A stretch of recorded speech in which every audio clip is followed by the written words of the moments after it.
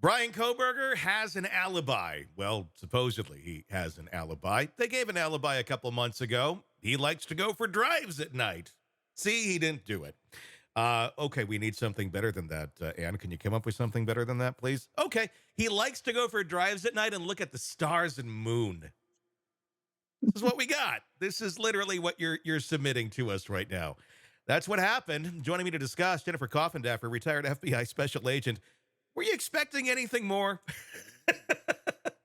I I wasn't expecting anything more, but I was wondering, did they somehow convince somebody to say that they saw him someplace else? I actually really wondered hmm if something like that could be concocted. Instead, they've decided to use a cell phone expert. hmm It's going to be very interesting since the phone was off during the 2 hours. I don't know what this expert is going to say, but I trust the cast guys.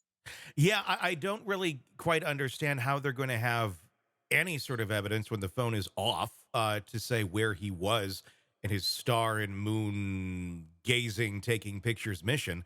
Uh, Especially, too, when the PCA already talked about triangulation of the cell phone being in the area of the house, not somewhere else, at least leading up to the phone going off. That's going to be, I think, a very bizarre challenge. And maybe the goal is simply to confuse the jury. You have one expert over here saying this about the cell phone data, and the other one over here saying that. I don't know. One's collecting a check as an expert witness, the other is just an investigator. Right, and if you saw, and which I know you did, the trial in South Carolina of Murdaugh, Yeah. wow, that supervisor, that FBI supervisor who's basically, since he was what we call a baby agent, a new agent hmm coming on board, his whole journey has really been in cellular digital analysis. hmm And that's all he's done. And he's the best of the best. I would believe, I know the FBI handled it, and I would believe that's who we're going to see on the stand again. And wow, anybody who had any concerns about the digital information in Murdoch, he was just amazing. And I'm hoping that's who we see again because nobody's credentialed like him. Yeah. I don't know how Ann Taylor's even calling this an alibi. It doesn't make any sense at all that, okay, we're going to bring this up. I mean, I don't know what they say there's pictures on the cell phone. Okay, well, are those pictures like time stamped to the exact time of the murder somewhere else? If they are, I would think we'd have already heard of that by now to have, some sort of alibi where there could be some sort of exoneration if we have some solid evidence, but we still don't. We have no single human being that's saying, yeah, we know where he was at the time of this crime, other than Kohberger. I like to drive at night and look at the stars. Yeah, you know what this also sets up, which is kind of interesting. Will Bryan Kohberger take the stand? Because I don't know how you back up this alibi unless he does, hmm unless he talks about his night.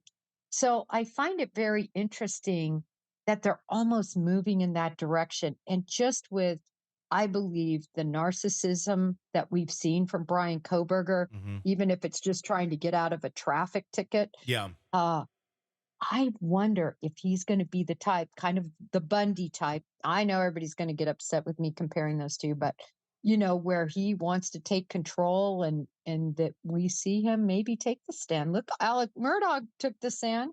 Yeah, I mean that would be a very interesting thing to see him take the stand because he has such a likable personality, uh, it's- and this totally. I mean, the alibi almost plays into the narrative of him being a bizarre, creepy guy. Like I like to go drive around at night by myself. But I do wonder if there's a longer game here I play with Ann Taylor, thinking, okay, we're gonna use this as the alibi defense. Yes, he's a weird guy. No, he doesn't have any friends.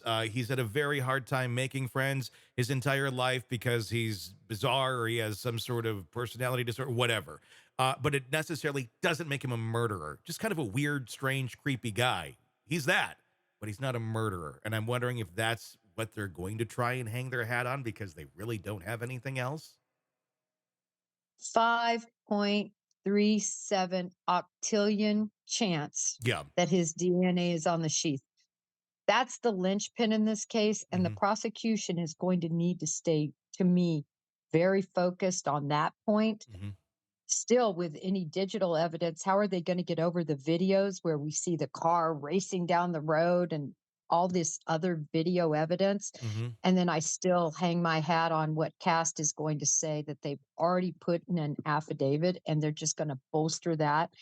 Also, I think it's going to come out that he purchased the K-bar knife Hmm. through Amazon. Hmm. And I just think the case is extremely strong, and this alibi is ridiculous. And actually, Tony, alibi doesn't even help to me because it shows that they believe in all this other evidence that they put forth, that he's was there 12 different times in those early morning hours. Yeah.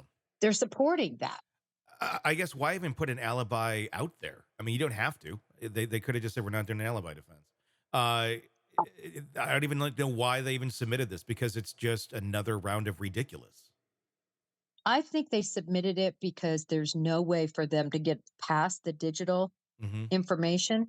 And so they realized that and they said, okay, well, now we have to figure out why he's there Yeah. all the time, out and about. Okay, this is what we're going to go with. He's a stargazer. Uh huh. Uh, you've seen that the cynics are saying he's a werewolf. I just thought that was It's funny. a I'm werewolf. sorry. I have a warped sense of humor. Yeah. There is the funniest parody going around that basically he's a werewolf. So of course he's called out in the middle of the night. He committed this crime. He went back home and he's like licking his paws, going, "What was I thinking? What happened?" Anyway, it's Soon they're going to be like, and there was crazy. wolf fur somehow in the house, but we didn't connect it to Kohberger because we didn't realize he was a werewolf until now. Yeah. Yeah, I mean, people, of course, on social media, but I mean, I think it's all in jest, but Yeah. I wouldn't doubt that people actually will start buying into such, nonsense. But the bottom line is they had to explain what they couldn't get past. And Hmm. that was that cast information Yeah. from the FBI Hmm. as to where that phone was and what he was doing. And this is the best they could come up with. I'm guessing Ann Taylor is really feeling backed into a corner at this point, but she's still doing her job. I'll give her that, doing the best that she can with what she's been dealt. But my God, I don't envy her at all. Tony, she comes out like a wildcat in court. Yeah. She doesn't seem to be phased by anything. I mean, like I said, every time I watch her in court, I feel browbeaten, and I'm not even the Yeah, judge. exactly. Yeah. They got the right attorney for this. It's not going to really help him, but they got the right attorney for this. I'll definitely say that. Hey, thanks for checking out the video. Be sure to follow us wherever you download podcasts, and especially Apple Podcasts, where you can get advanced episode and premium content on our premium channel right there. Also, be sure to follow us on social media so you don't miss any breaking updates on the stories that matter to you most. We're on TikTok, X, Instagram, Facebook. Just search Hidden Killers Podcast with Tony Brueski, and you'll find us right there. Again, thanks for watching.